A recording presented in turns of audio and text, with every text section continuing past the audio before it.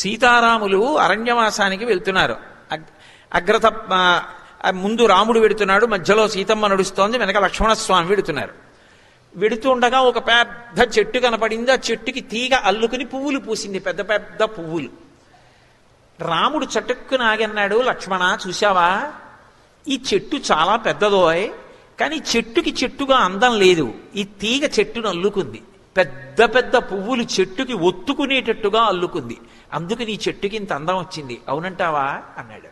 అంటే ఆయన ఉద్దేశం ఏంటంటే, పురుషుణ్ణి చెట్టుతో చెప్తారు, నేను చెట్టు లాంటి వాణ్ణి, కానీ నాది కాదో గొప్ప, ఇటువంటి భార్య దొరికింది చూసావా, ఐశ్వర్యం అంతా వదిలేసి కూడా నన్ను అనుగమించి వచ్చింది, మీ వదిన వల్ల నా మనశ్శాంతి, ఆమె నా జీవితానికి భద్రత, ఆమె వలన ప్రశాంతంగా ఉన్నాను, ఇటువంటి భార్య దొరకడం కన్నా అదృష్టం ఏముంటుంది అన్నాడు. సీతమ్మంది, ఏమో లక్ష్మణ, ఆయనకి అలా అనిపించింది, కానీ ఎంత గొప్ప తీగైనా ఎంత పెద్ద పువ్వులైనా ఇటువంటి చెట్టు ఆసరా దొరకకపోతే నేల మీద పడితే మేకలు తినుండేవి, అటువంటి చెట్టు ఆసరా దొరికింది కాబట్టే తీగ శోభిస్తోందండి, అవునా లక్ష్మణ అంది. అంటే నేను ఎంత ప్రేమ కలిగిన దాన్నైనా మీ అన్నగారు లాంటి భర్త దొరకకపోతే నా సౌశీల్యం ఎలా ప్రకాశిస్తుంది, మరి మండోదరి శీలం ప్రకాశించిందా, మహాతల్లి ఆవిడ గొప్ప పతివ్రత, మరి ఏది సీతమ్మని చెప్పినట్టు చెప్తావా అంటే చెప్పాలి కూడా నిజానికి, కానీ మరి సీతమ్మ వైభవంతో సమానంగా చెప్పట్లేదుగా, కాబట్టి మీ అన్నయ్య గొప్ప అంది.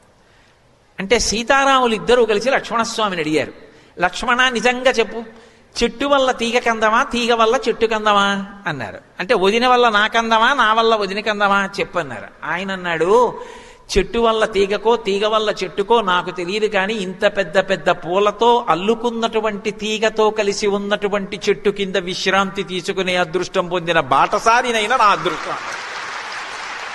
అంటే మీ వంటి అన్నా వదిన సీతారాములు నాకు అన్నా వదినలుగా లభించడం, మిమ్మల్ని సేవించడం నా అదృష్టం అని చెప్పుకున్నాడు. డౌన్లోడ్ మోజ్.